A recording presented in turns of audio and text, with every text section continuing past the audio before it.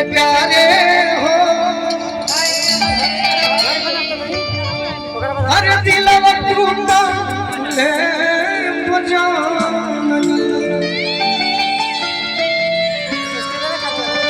हमारे लड़का दुबारा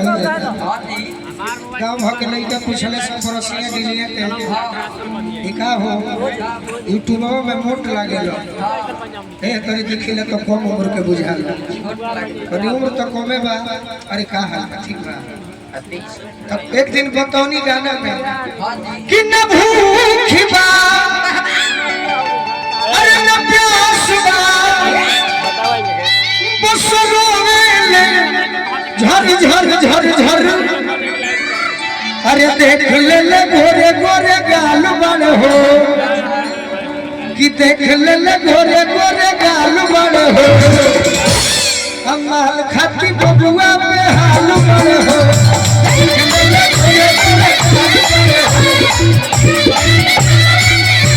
देख ले गोरे गोरे गाल बन हो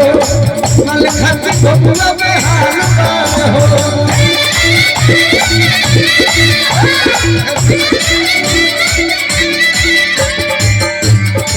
मुखिया जी उमा शंकर राय जी सरपंच जयप्रकाश राय जी हमारे के आशीर्वाद देंगे हजारों हजार रुपया न भूखी बा न प्यास बा बस रोवे झर झर झर झर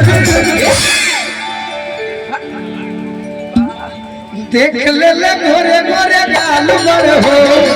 मल खती बबुआ पे हाल बर हो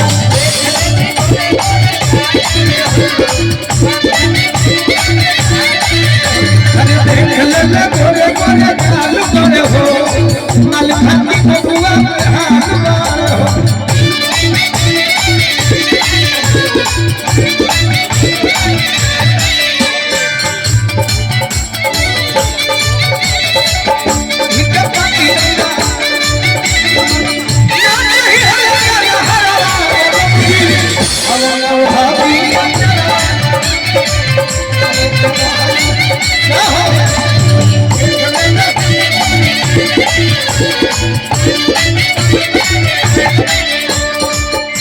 अरे पगली तोर दीवाना तो चंदनो हो बम भी गवा देवे तो कुछ ना हो गोली चलवा देबू तो कुछ ना हो बाकी कोनो खिस मरले बारू कमलेश भैया है का तिवारी जी हमें आ जाए कमलेश भैया यानी फौजी जवान परिवार के सदस्य हैं स्वागत करो कौन खिस मरल बाई अपना पानी आई नमन न मिली तो पानी में फनी आई नमन न मिली तो पानी में फनी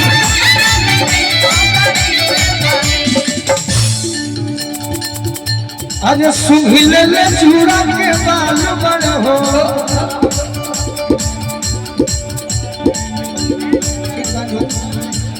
सुंघिल ले चूड़ा के बाल बड़ हो मल खती बबुआ पे हाल बड़ हो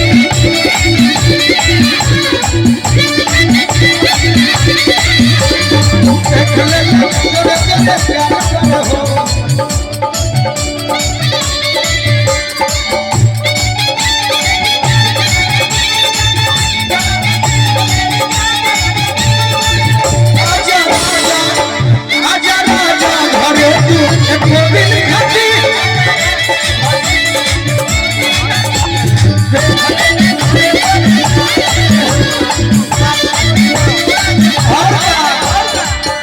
बड़ी लंबा गीत लिखे लगे आज वो चालत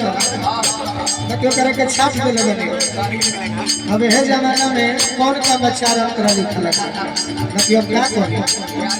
बाबा शिकारी कर करी ना गुलुआ के परती से लगे मिलाई तो तोहरे लिखा